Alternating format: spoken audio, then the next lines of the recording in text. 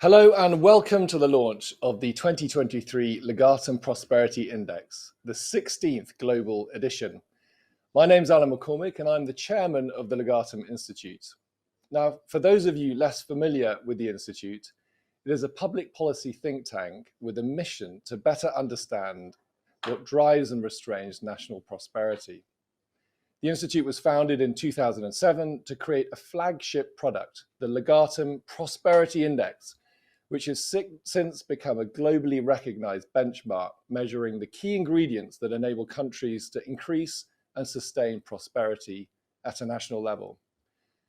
The Prosperity Index, which we're launching today, is an evaluation of national success seen through the prisms of wealth and well-being. As a measure, it looks beyond GDP to assess not only productivity, but also the other intangible factors that make life worthwhile. And so when you hear prosperity referenced today, please hear it in its full definition as wealth and well-being. Since 2007, the past 15 editions of the Prosperity Index have told a story of consistent human progress, with most countries moving up and toward greater prosperity. The countries that have prospered are those that share a predictable number of characteristics, such as property rights, the rule of law, and an emphasis on personal freedom. Their citizens are able to take individual responsibility for themselves and for their community, and to live in peace and harmony with one another.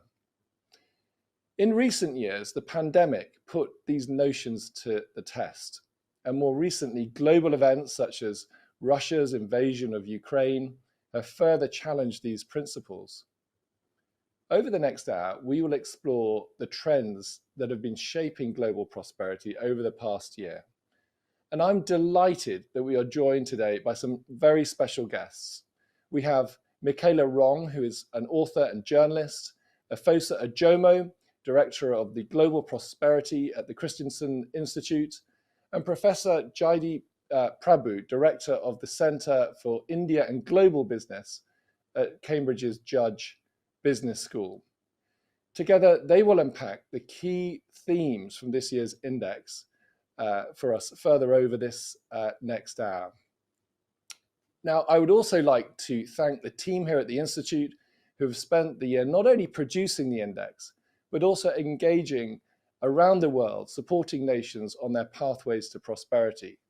This is taking them to places as far-flung as Malawi, Chile, Ethiopia, and the Central African Republic. And finally, thank you to you, our audience. Thank you for joining us today. We're absolutely delighted to have you, and we're looking forward to this discussion over the next hour. Before I hand over to Steve and Brian, here is a short video that tells you a little bit more about what we mean by prosperity. Thank you again.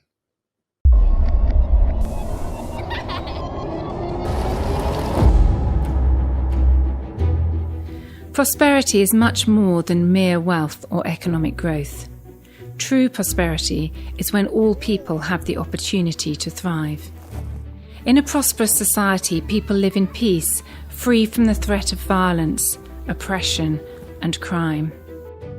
Everyone's inherent dignity is respected, and all are free to vote, to protest, and to follow their beliefs.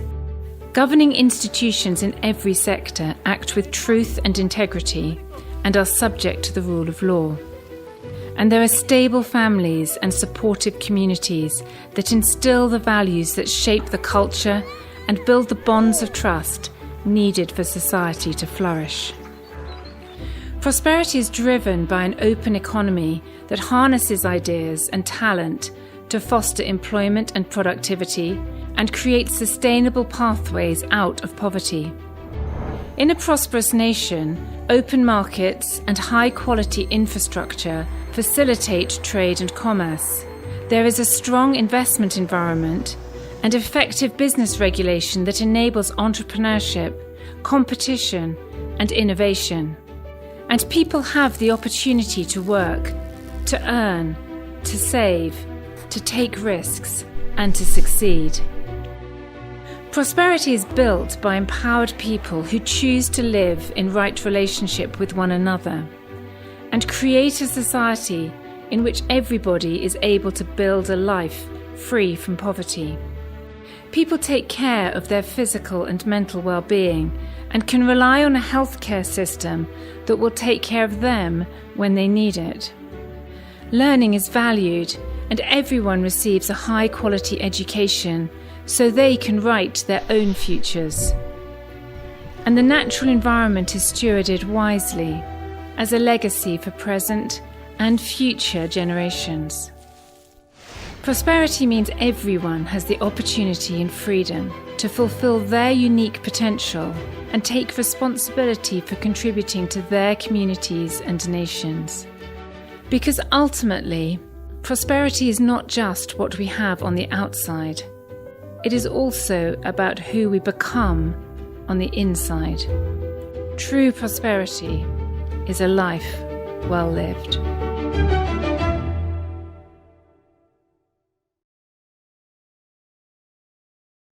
Thank you, Alan, for that kind introduction and for all you do for us as chairman of the Legatum Institute. We're profoundly grateful to the Legatum Group for your commitment to the Institute and our work. And we're delighted to have so many joining us today from all around the world. The Legatum Institute is committed to developing an understanding of what builds prosperity for communities, individuals, and nations. Based on our research, let me tell you what we found. Prosperity is fostered when leaders make deliberate choices to cultivate a society that works for everyone. This means promoting a social contract that safeguards the essential dignity, freedoms, and security of each person. And such political development also means strengthening the rule of law, building state capacity, and political institutions that treat all citizens equally. Doing so helps eliminate privileges and monopolies for the political elites. Contrast Botswana with neighbouring Zimbabwe. And while economic growth can be seen in countries with a variety of political systems, it's only liberal democracy that ensures the dignity and respect of everyone and allows the fullest extent of human flourishing. And our research has shown that the transition towards a liberal democracy is not easy. However, it is most secure when based on political compromise, tolerance, and social cohesion. In recent generations, this pattern can be seen in successful transitions such as those in Korea, Uruguay, or Estonia. And societies with political equality also tend to foster a more open economy that harnesses the ideas, effort, and talents of people in producing goods and services. And this leads to a more broad-based wealth generation, allowing everyone to have access to the resources needed to flourish. Hence, they can realize their unique potential and contribute to their strengthening of families, communities, and nations. Think of countries such as Indonesia, where such great progress has been made in this area.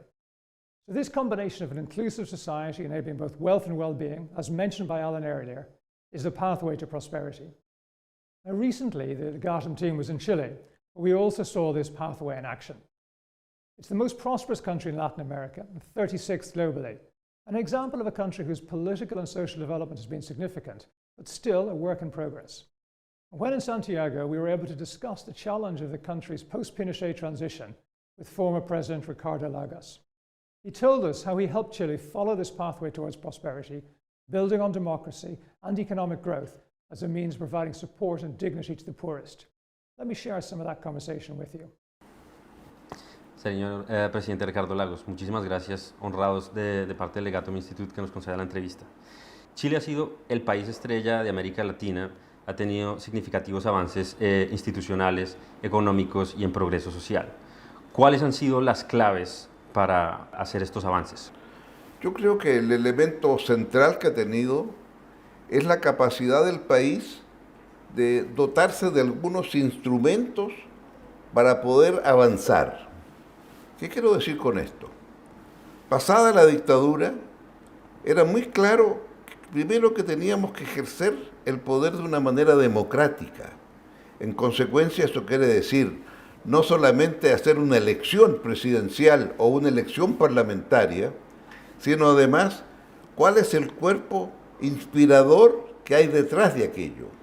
Claro, lo primero es recuperar la democracia, pero a partir de eso, ¿para qué?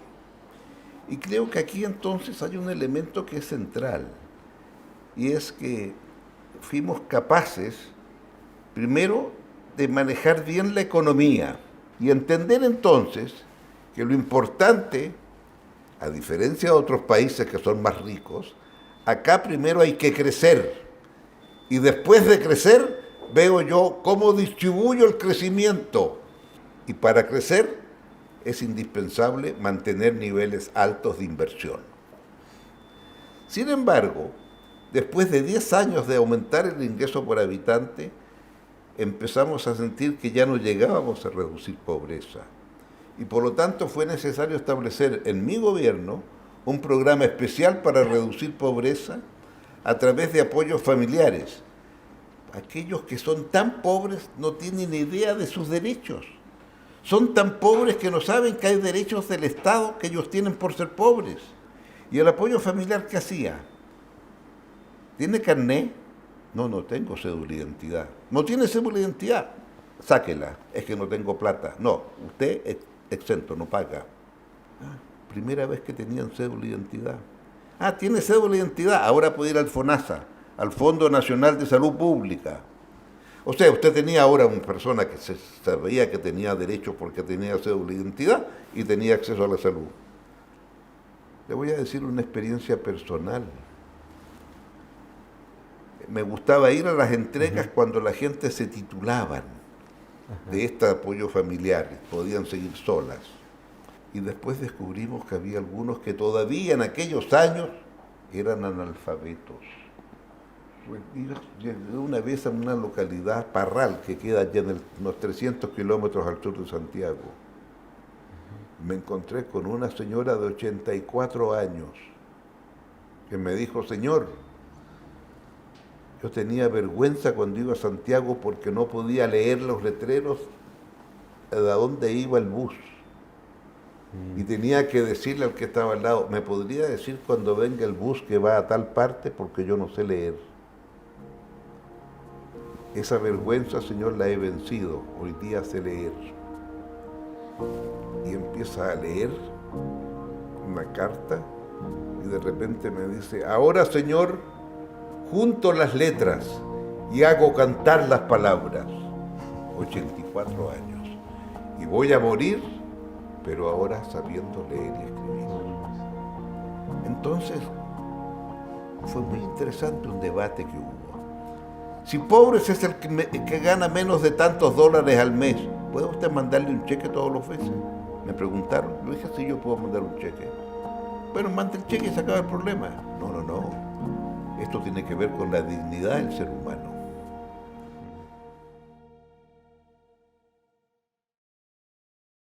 So as you can hear from President Lagos, he was conscious of the need to further develop the economic and social model in Chile. And as in other countries, this pathway to prosperity is a long one. In Chile, there remains the ongoing challenge of building social cohesion, as witnessed by its political turmoil of recent years. And analysing Chile through the lens of the Legatum Prosperity Index has helped us identify the nature of the country's challenges around weak social cohesion and, in particular, low institutional trust. And for leaders in general, the Prosperity Index offers a powerful framework to help identify specific challenges and to shape agendas for transformation. It evaluates the characteristic of a nation's prosperity across 12 pillars, organized into institutional, economic, and social well-being domains. As a result, it presents a unique insight into what's happening in individual countries and around the world. It allows everybody in society to track their nation's progress and to inform the debate on national priorities, thereby providing a crucial measure of accountability, allowing others rightly to hold leaders to account. And when we look at this year's index, we find that Denmark continues to be the world's most prosperous country. It has well-functioning institutions, an attractive investment environment and robust economy, and also strong performance in health, education and living conditions. Now, the index also allows us to identify more macro, global and regional patterns. For example, is the rest of the world catching up to Denmark and other top-performing countries? And to give a flavour of the key themes in this year's index, we've prepared the following video.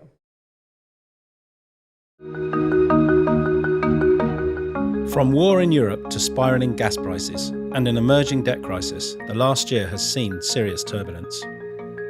But looking beyond the headlines to the long-term trends, the 2023 Legatum Prosperity Index presents a mixed snapshot of the state of prosperity worldwide and our direction of travel. After a decade of improvement in global prosperity, the index paints a sobering picture of a world plateauing for a third consecutive year. The recent economic shocks and increasing attacks on political institutions around the world have curtailed the achievements in prosperity reached during the last decade. We noticed that the impact of these upheavals on the least prosperous countries was only one of a number of challenges they faced. This led us to analyse the performance of the bottom 40 countries in 2013 and compare them with other countries over the last decade. We wanted to know if the development gap was widening or narrowing. So we asked, is prosperity in the world converging or diverging? The good news is that basic needs are being met more than ever. Health, education and living conditions are improving around the globe. Most notably, the bottom 40 countries in 2013 have since been catching up with the rest of the world. For example, the proportion of people in sub-Saharan Africa living on less than $1.90 a day fell from 51 to 36%. People around the globe are now better educated, better fed, and protected against preventable diseases. In these areas of development, we are heading towards a converging world. But when we turn to other aspects of prosperity, the world's least prosperous countries have been trailing further behind and not catching up overall. Of these 40, 12 have experienced deteriorating prosperity. Safety and security has worsened for those countries at the bottom of the index, with most of the 2 billion people affected by conflict residing in these nations. In the bottom 40 countries of the index, there are fewer people in the workforce than 10 years ago. Labour market flexibility has deteriorated and burdens of regulation have increased, weakening the country's economic resilience. Their trade deals cover only 12% of the global economy, whereas the top 40 countries have increased their trade deal access to 45%. Additionally, in the past decade, there has been a slowdown in productivity growth that is felt not only by Western economies, but also by developing countries. While productivity in Asian countries continues to rise, it has flatlined in Africa and is deteriorating in Latin America and the Caribbean. But the most concerning global trend is the backsliding of democratic practices and the deterioration of civil liberties around the world, affecting all regions and countries throughout the index. For example, the level to which executive powers are effectively limited by the judiciary and legislature has decreased in every region other than Western Europe. The same is true of civil liberties. Over the last decade, personal freedoms have deteriorated in as many as 108 countries, with an increasing hostility towards freedom of assembly and association. Furthermore, freedom of speech is under threat, with censorship increasingly common around the world, including in democratic countries. The decline in democratic institutions comes at a time where the liberal international order is facing a meaningful challenge for the first time since the Cold War by actors such as the Kremlin and Beijing. Today, we find a world that is converging in humanitarian progress, but diverging in the strength of both its political institutions and the core economic structures that lay the ground for true prosperity. It is the challenge of our lifetime to safeguard the principles of liberal democracy, including the rule of law, personal freedoms, and the affirmation of human dignity, that over generations have brought peace, stability, and economic growth to billions of people. To achieve widespread prosperity, these principles must prevail.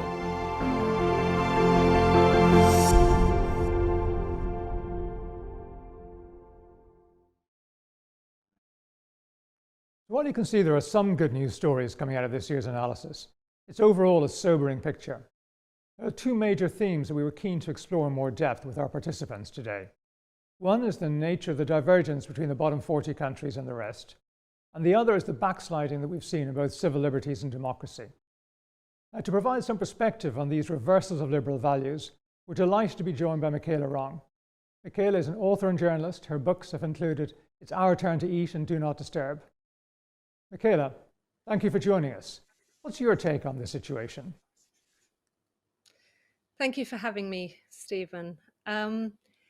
In my late 30s, I was lucky enough to be the Africa correspondent for the Financial Times, based in Nairobi, traveling around the continent. During that time, I used to socialize with Western businessmen investing in Africa. And I became used to a certain slightly condescending tone of voice whenever I raised with these men, because they were always men, the issues that were preoccupying journalists in Kenya. the rigging of elections, beating up of opposition leaders, the routine harassment of the press. Usually their views were merely implied, but sometimes they did actually spell out what they thought. Look, we're not interested in those kind of bleeding heart issues. You guys in the media can get on your high horses, but we're hard-nosed businessmen. We don't preach. We look at the figures and we deal with the world as it actually is. These were the same kind of businessmen who referred to President Daniel Arap Moi as the old man, because in that world of pragmatic deal-making, personal connections mattered a lot. Years later, when I was researching a book about grand corruption in Kenya, It's Our Turn to Eat, and then another book about the Rwandan government's international campaign of assassination and intimidation, I heard exactly the same tone of voice. Only this time, it was coming from development officials who were annoyed at the media's focus on either top-level sleaze or shocking human rights abuse. The trouble with journalists, I was told, was that they lost sight of the big picture. Figures, once again, mattered a great deal to these people. This time, statistics, logging, progress, and what became the Millennial Development Goals. The numbers of Africans lifted out of poverty, the effectiveness of vaccination rollouts, primary school attendance. You couldn't apply Scandinavian standards to these fragile nations, they said. Not only would that be naive, it would risk hurting the poorest of the poor. That was a phrase you heard a lot. These kind of officials didn't talk chummily about the old man. Their friendships were with the people lower down in the chain, the highly educated technocrats at the various ministries who spoke the language of empowerment and capacity building. Looking back, I'm struck by the way these two very different constituencies ended up in a very similar place, dismissing journalists' concerns as emotional, parochial, irrelevant. Only, of course, foreign journalists weren't the ones who were worried and concerned. We were just relaying what we heard on the ground from what local citizens told us they cared about. And they were convinced that foreign actors, whether businessmen, donors, or diplomats, were harming, not helping. Which is why it's been so refreshing to see these values taking center stage in this Legatum report. Commentators like me have always suspected that democratic accountability, freedom of expression, and the rule of law mattered, not just because they were admirable in themselves, but because at some level, sustainable prosperity would be impossible without them. But surrounded by so many groups that did not share our views and unable to produce the evidence to prove our hunches, we ended up sounding as if we were deluded. I'll leave the report to make its own arguments, but just add a few comments of my own, and they all pertain to Africa because that's what I know about. Firstly, it would be refreshing if foreign actors, whether they're donors or businessmen, engaged in a bit more public analysis of their recent choices. It would be helpful to see all these some more bracing discussions about the kind of choices, policy choices they've been making since the Cold War. Let me dwell for a moment on Ethiopia, where the world's worst conflict has been raging, almost unnoticed, for 2 long years. Up to 600,000 Tigrayans are believed to have died as a result of enforced starvation and also the war waged from Addis Ababa. For years, foreign actors raved about the wonders of the ruling TPLF. I remember meeting a British businessman who came back from visits to rose farms in the Highlands, talking up 11% growth rates. And the DFID officials who met the brilliant Meles Zenawi were so smitten by his pro-poor policies that it was like meeting members of a cult. When I raised the issue of the TPLF's obvious authoritarianism, the rolling state of emergency, the thousands of students in jail, and what had very obviously been rigged elections, I could see them switching off. I'd written a book about Eritrea, so I was obviously biased. Then the brilliant, charming Meles died, and Abiy Ahmed soon became prime minister, And in a very short space of time, his administration was referring to his predecessor's movement as a terrorist group, a criminal organization. The TPLF withdrew up to Tigray, and the devastating war that followed has made Ukraine fall into irrelevance.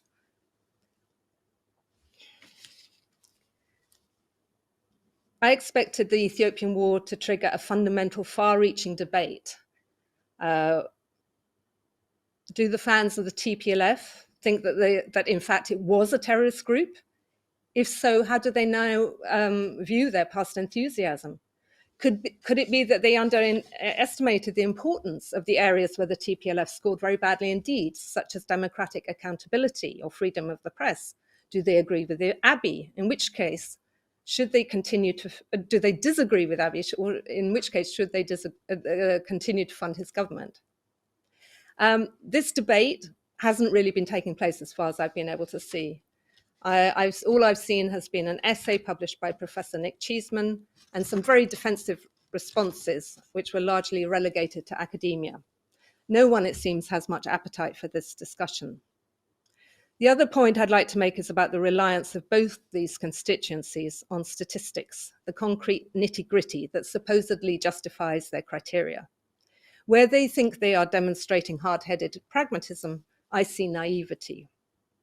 Surely it's obvious that in any dictatorship, whether it's authoritarianism of the left or the right, the first thing to go are trustworthy figures. Solid statistics are produced by institutions, departments, and officials who enjoy autonomy of thought and independence of action. At every level of a hierarchy, the person reporting that a harvest has gone down or losses have been incurred has to be confident his job, personal safety, and his family's future won't be at risk if he tells the boss things that he doesn't want to hear. We know these conditions don't exist in authoritarian regimes, yet time after time, we see foreign actors quoting dodgy numbers with total confidence, often to justify indifference to the values promoted in Legatum's report. Organizations like the World Bank are not immune, although they should be. I'd recommend reading a series of anonymous articles published in the Review of African Political Economy about how Rwanda miraculously turned figures that showed a significant increase in poverty into figures showing rising prosperity, and that was all done with World Bank complicity. One of the big issues facing Africa in coming years is going to be that of dynastic succession. What you see in country after country is a head of state who is 5, 6, sometimes 7 decades older than the average citizen. Recently, there have been a series of really embarrassing incidents in Africa which highlighted the sheer decrepitude of many of its leaders. In South Sudan, President Salva Kiir, who is now 71, was filmed peeing his pants during the unveiling of a new road. Television viewers took that in. And in the US-Africa Summit in Washington, the confused Cameroonian President Paul Biya, who is now 90, farted and mumbled on the stage as the cameras rolled. We all remember the senile ramblings of Robert Mugabe during his last days in Zimbabwe. The point is that once you do away with transparent election processes, feisty parliamentary systems, independent media, and the rule of law, there's no automatic and above all peaceful way of refreshing a leadership. So these heads of state or their entourages either cling on until they are wearing incontinence nappies, or they hand over to wives and heirs who are obviously not up to the task. So the hard-headed pragmatism embraced by the two constituencies I was describing at the start actually makes for incredibly fragile, unstable systems.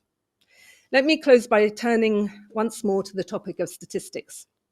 As I said, I've come to regard any number coming from a dictatorship, whether it's a doing business ranking endorsed by the World Bank or a GDP growth rate issuing from a Ministry of Finance, as innately suspect. But there are other indicators out there, and they're ones that people who work for the Financial Times or analysts often tend to ignore because they seem way too subjective. One is the World Happiness Index, which began in 2011 and uses data provided by Gallup. As an FT reporter, I would routinely have ignored this. But when I was writing about Rwanda, An economist who had come to regard Rwanda's figures as innately bogus pointed me towards it. Interestingly, in the 2022 World Happiness Report, what you see is several of the countries deemed the most unhappy places in the world are actually regarded as success stories by businessmen, development officials, and foreign donors. We shouldn't be surprised to see Ethiopia ranking at 131 out of 146 countries. But astonishingly, Botswana, which is so often seen as Africa's gleaming success story, comes in at 142. That makes it the 5th least happy country in the world. And Rwanda, the donor darling and supposed golden investment destination of Africa, ranks 143 out of 146. So it's the 4th least happy country in the world. Increasingly, I think this kind of index may be a better predictor than the standard ones we apply, because it asks a question which is too often overlooked, but which the Legatum report rightly places center stage. What does it actually feel like to live in the country in question? Thank you very much, everyone. Michela, for those insightful and thought-provoking comments. Now, to follow on from this, the other area that we want to explore was the nature of divergence that we had observed, which Michela indeed has already touched upon.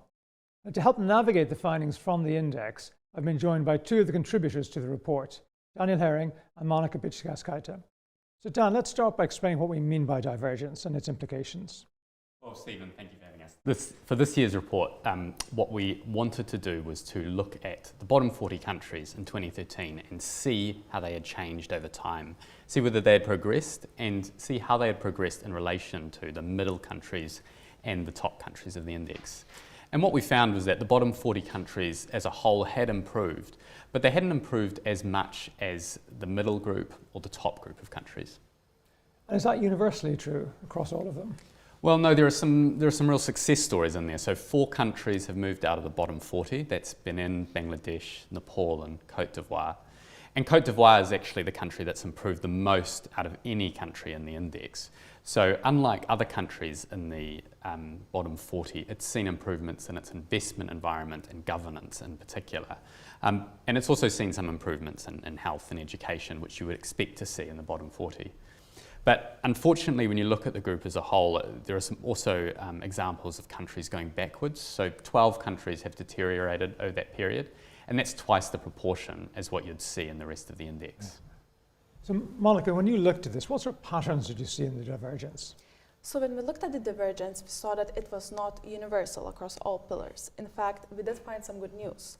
Over the last decade, in the bottom 40 countries, their living conditions, health, and education all improved.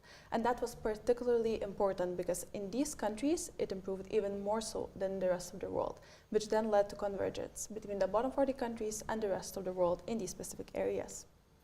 And specifically, tangible improvements, what would be examples of those?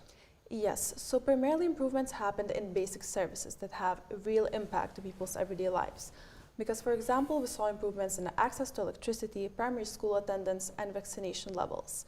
And as a result, life expectancy has also increased in these countries. So this sort of echoes Michela's comments that these are comparatively easy areas to improve. But what about the some more difficult, less tangible drivers of prosperity?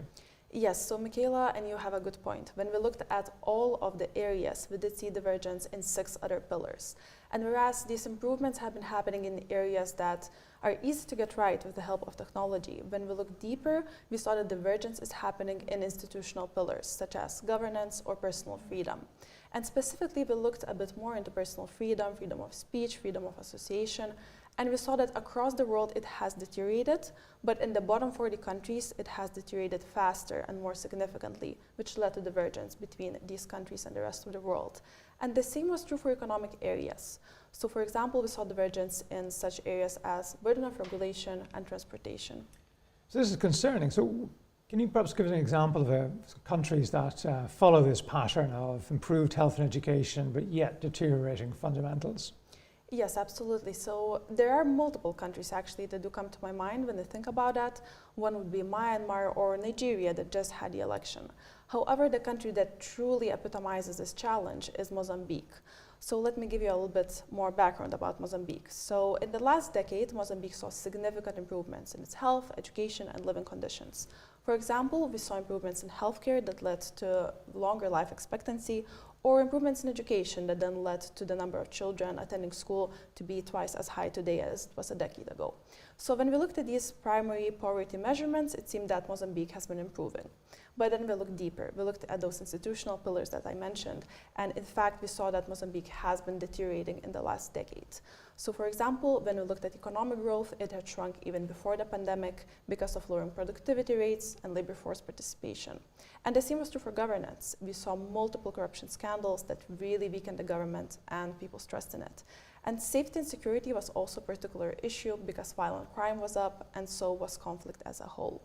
So unfortunately, because of all of these deteriorations, Mozambique was not able to become a development success story that was actually projected by a lot of development agencies. Thank you. Daniel, as you look across this, what's your interpretation of the patterns that both of you have been analysing? Well, these are countries with really low state capacity, and they're supported by significant levels of aid and overseas development assistance. So around 50 to 55% on average of their government revenues are supported by aid. And it's important to realise that this aid has achieved some good things in health and education, like Monica said. But the real fundamental drivers of prosperity, which is robust institutions and productive economies, have been left unaddressed. And those are the areas where aid and the aid community could really focus more on. Daniel and Monica, thank you very much for your fascinating insights. Thank you. So the nature of this divergence in prosperity poses a real challenge to the existing development paradigm, as Michela has also outlined. If you think about it, over the last 25 years, $1 trillion of development assistance has gone to these 40 nations, yet it has not delivered prosperity. More worryingly, as indeed acknowledged by Gideon Timotheos, the Ethiopian Justice Minister, only last week, aid has undermined the link between governments and those they govern. So with the benefit of hindsight, we now need to think and act differently. As Timotheos continued, in a society, and I quote, where wealth is created through productive activity and value addition in the economy, the road to riches is through private enterprise. And so to explore this theme in more detail, it's my great pleasure to be joined by Efosa Ojomo, Director of Global Prosperity at the Christiansen Institute and co-author of The Prosperity Paradox. Efosa, how does this analysis chime with your research? Hi, Stephen, it's good to be with you. Thank you for inviting me to this. It's very consistent with our research, and I'd like to touch on that in three different ways. The first is a personal story. When I first got involved in anti-poverty work, development work, I started an NGO. We went into a poor village and we built a well. And the well did some good, but after a few months, it broke down and there was no mechanism to fix it. That pointed to me that something was sort of wrong with that picture. And if you think about some of what Monica and Daniel have said, that's a microcosm of the larger development industry. Now, let's move a little bit from my story to Afghanistan. Over the past 20, 25 years, you had an influx of hundreds of billions of dollars. Some analysts say perhaps a few $1 trillion to support the country's sort of transition. I mean, there was a war going on, but there was a lot of investment in schools, hospitals, roads, infrastructure, and so on. A couple of weeks after the US and allies pulled out, we saw the deterioration of the country, and much of the gains that were made, right, those numbers that were mentioned, increase in education rates, increase in better health outcomes, lower maternal mortality, infant mortality, gender equality, those things are quickly dissipating. The last point I want to make is highlighting some research done by, I would say, a friend of the Institute and a development economist that I admire, Lant Pritchett. In 2009, him and a couple of colleagues wrote a book called Moving Out of Poverty, where they went to dozens of countries and surveyed more than 60,000 people. As far as I know, it's the largest anti-poverty study ever done. And they asked, how did you move out of poverty? And 0.1% of people highlighted sort of development type programs, anti-poverty programs. And so clearly, I think your research is helping us see you can invest in these basic needs that can push up some development numbers, but if they are not driving at long-term prosperity, then I'm afraid we're really just treating symptoms and not focusing on the root cause of how we get out of this mess. But another thing that people talk about is corruption and weak governance as being a real barrier. Don't we have to sort these issues out first as well? Well, that's a really good question, and it's one that it requires a nuanced approach because I think if you poll anyone, especially folks who have been victims of corruption, is corruption good or bad? I mean, it's clearly bad. It's like a cancer. But I think what we have to start to do is understand what corruption is and why people engage in it so that we can better understand it and figure out how to mitigate it. For example, if you looked at the government expenditure per capita, say in Africa, take the median government expenditure. So, how much do the governments have to spend every year divided by how many people live there? You've got about $350. If you go across the pond and go to, say, the UK or the US or Norway, you're talking roughly $20,000, $30,000, and then about $40,000 per person. That's how much these governments have to spend per person per year. And these expenditures go towards education, institutions, infrastructure, uh, and key sort of defense, right? Security, and so on and so forth. So we have to appreciate the conditions upon which these countries exist. And then there are a few other underlying factors that I think are different that we really have to start thinking about. For example, the formal versus the informal, or as you taught me to say, the independent economies in many of these countries.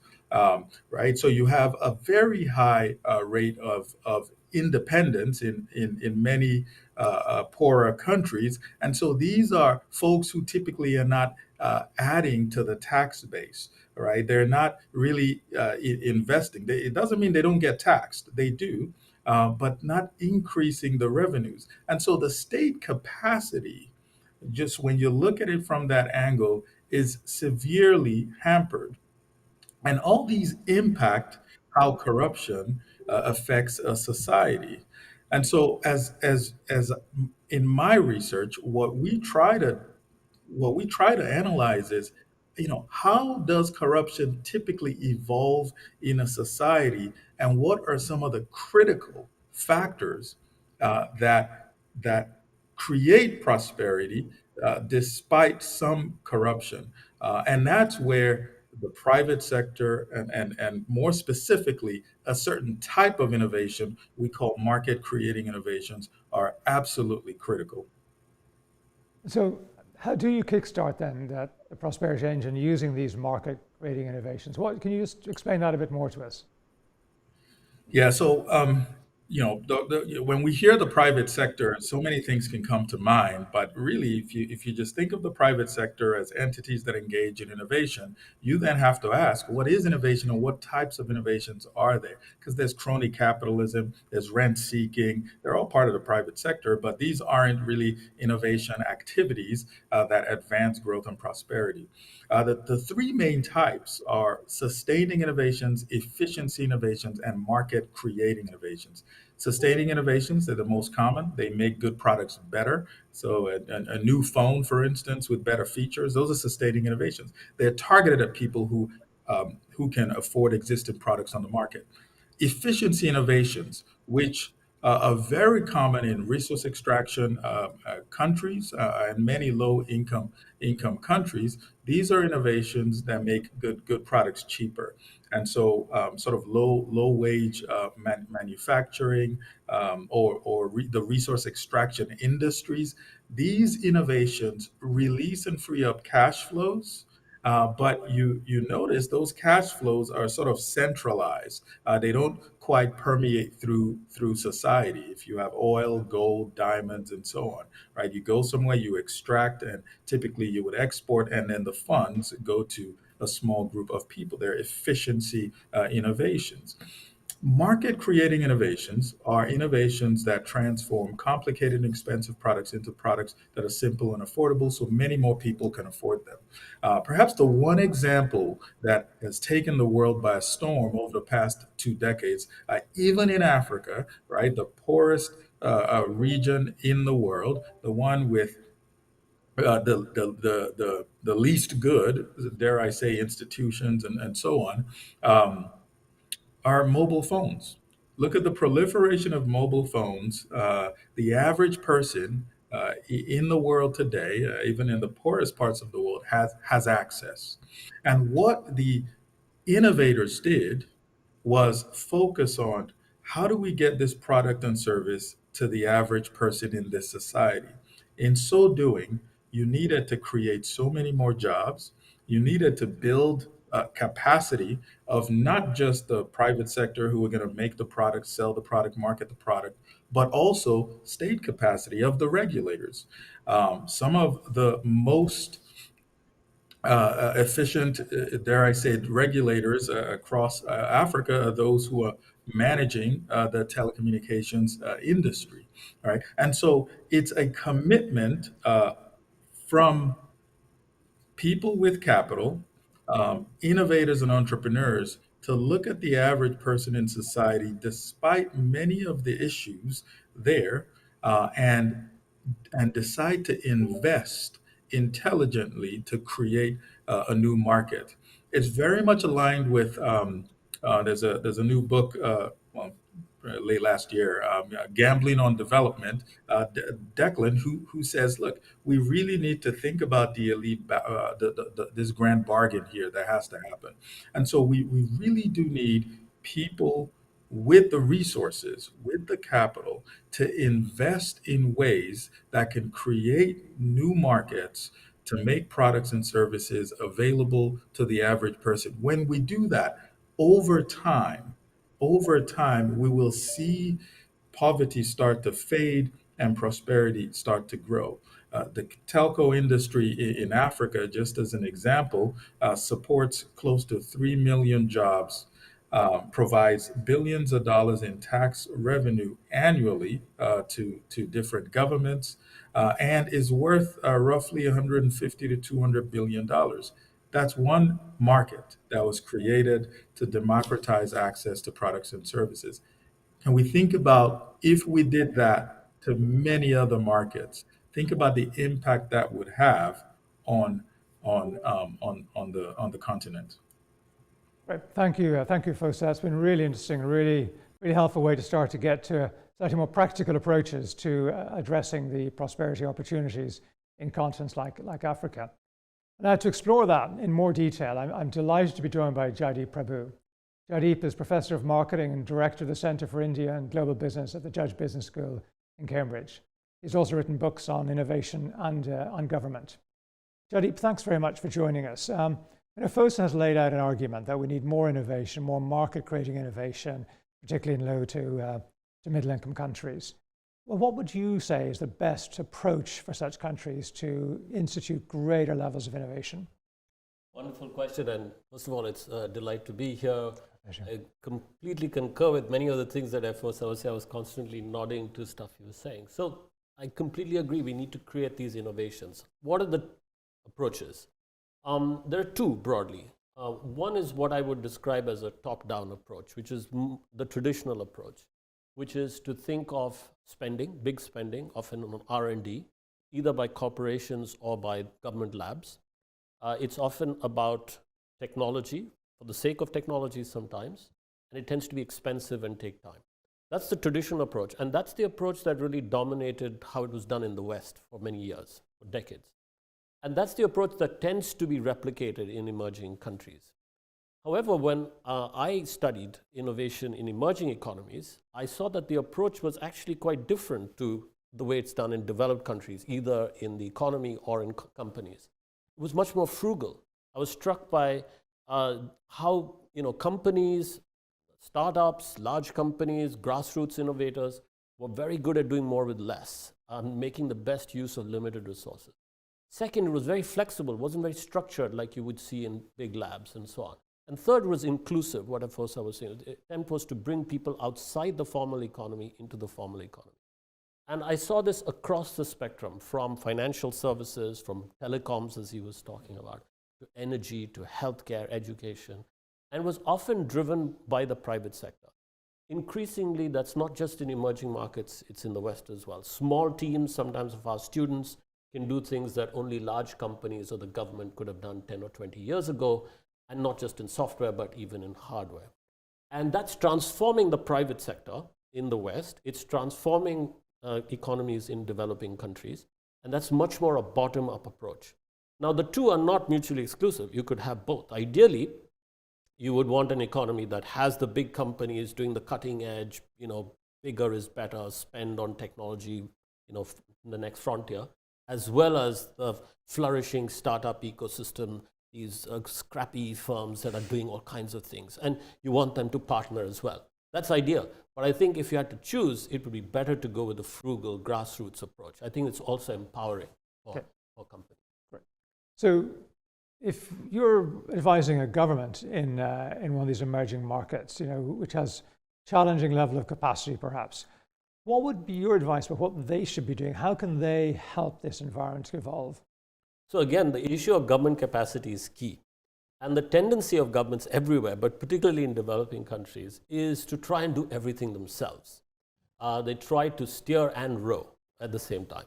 So they'll try to design policy and then dominate the execution of it, including sometimes in what would be considered the remit of the private sector. Like they have state-owned enterprises and in many sectors and so on. And I think that's a problem because there is a lack of capacity. The state simply cannot do those things. It doesn't have the funding. It doesn't have the capabilities. And frankly, the states are not designed to do that. They're still designed on a 19th century model. The philosophy is command and control. It's quite hierarchical. It's very siloed. It's very process-oriented. There's very little focus or space for innovation. And even if they do recognize that there are new ways to deliver things faster, better, cheaper for their people, they don't have the ability to do it. So I'd written about the private sector and how the private sector has been transformed by this. And whenever I spoke about that, people would say, what does this mean for government? So I ended up studying that and wrote a book about how should a government be in the 21st century. And it strikes me that governments need to adopt some principles that the private sector has adopted very successfully. Some of these principles about how governments can deliver better for their citizens, but it's also about how they can manage, how they can cultivate and regulate these opportunities in the economy. So they have to be responsive to their citizens, outside in rather than inside out. They have to be inclusive. They have to be entrepreneurial, experimental, and so on. But most important, they have to try and create a culture of innovation within. And this can go from the city level, the state level, to the federal level. And most government departments, unlike a private sector company, don't have an R&D department. They don't have a group of people whose task is to rethink how to do things better, faster, cheaper, etc. So how to bring that in? I looked at how Boston does that. I've also looked at how at a national level, Bangladesh has engaged in a very ambitious training program for all their civil servants to think about how they can make their services better, reduce the time, cost, and number of visits that their citizens have to make to get something done. So I think there's lots that states can do to improve their capacity to be able to innovate and help the private sector innovate. They have to steer but not row. Great, thank you. That's very interesting. So what you've been out helping governments, indeed doing some work with us. It'd be great just to maybe just give a little bit of an overview of how you've been helping governments and innovative companies come together to create these opportunities. That's been very exciting to be engaged with that, because until then, really, most of my engagement with these topics was writing, speaking, maybe teaching. But here we've actually been able to enable this to happen.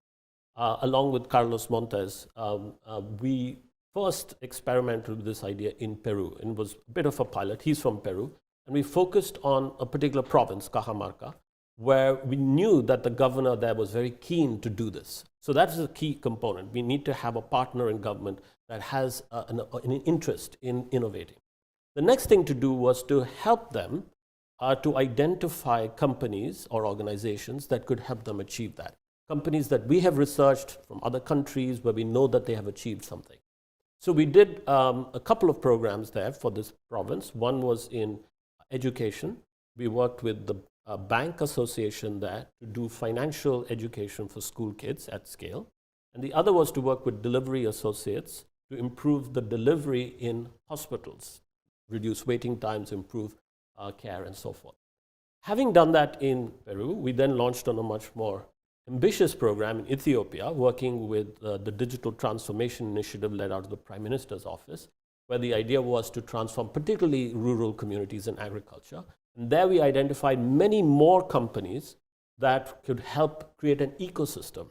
So we call this model brokering trust for accelerating innovation. So we as a neutral body know both sides. We know that a government is keen to do this transformation, and we have identified through our research various organizations we think that can create this ecosystem. So in Ethiopia, we have, for instance, Hello Tractor, which is like Uber for farmers. Then we have M-Pesa, which is mobile payments on the back of these telephones that Efosa was talking about. And then finally, Simprints as another example, which does digital ID based on fingerprint. So we're trying to accelerate innovation by bringing these two, improving state capacity by engaging with the private sector, steering but not rowing. Jaideep, thank you very much. And I must say, in Legatum, we've been thrilled to be able to partner with you in the Dutch Business School to do this work. Likewise. So I think as we conclude, let's reflect on what we've heard. First of all, this observed divergence in prosperity is a concerning trend that needs to be addressed. I think very much with a different paradigm has been the theme of today. We need to change our vision so that people in low-income countries are not seen as a problem to solve, but they're protagonists in their own story of development. And hence, the pathway to prosperity has three major components, as outlined by President Lagos. First, establish a political settlement that's secure and cohesive. Second, engage the economic engine to drive investment and growth, and we've just heard about that too. And third, ensure that the resources generated are deployed in a way that's in the service of people's well-being, with a particular emphasis on the dignity of every individual. But as Michela outlined, the more that political settlement embraces liberal democracy, the better for the foundations of prosperity. But I think there's a silver lining that we've heard both from Efosa and I think Jaideep as well. And even if those conditions are not perfect, as indeed they're not in, say, Ethiopia, it's still worthwhile introducing and developing new ideas and technologies, or market-creating innovation, as Efosa calls it, to enable economic growth and transformation. And certainly as we work around the world with governments and civil society leaders, and indeed partners such as the Dutch Business School, and we've done this across a number of countries through the last year, Malawi, Ethiopia, Botswana, and so forth. We're going to continue to promote these ideas to help create pathways to prosperity. And in drawing to a close, I'd like to thank our participants for these insights and perspectives from all of you. Thank you, Jaideep, here. And also to the audience and your interest and time taken to watch this webinar. And if you'd like to know more about our work, do visit us at prosperity.com or contact us at info@li.com, and we'd be delighted to engage with you further. Thank you and goodbye.